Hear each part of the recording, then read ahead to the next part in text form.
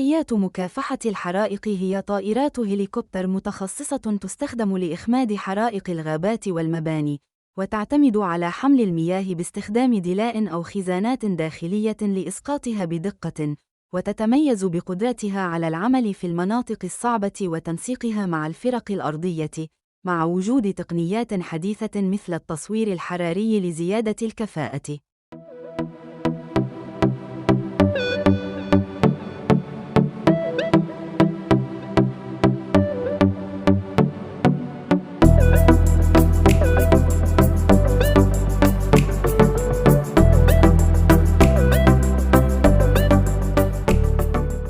الخصائص والاستخدامات التي تتميز بها طائرات الإسعاف المروحية: السرعة والكفاءة، توفر نقلاً سريعاً للمرضى مقارنة بسيارات الإسعاف الأرضية، وتعد الخيار الأمثل للحالات التي تتطلب وصولاً عاجلاً.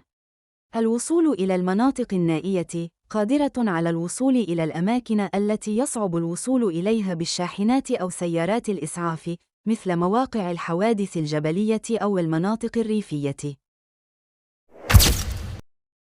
المعدات الطبية المتقدمة، مجهزة بأحدث المعدات الطبية، بما في ذلك أجهزة مراقبة حيوية، أجهزة تنفس، ومعدات إنعاش، لتوفير رعاية مكثفة للمريض أثناء الرحلة.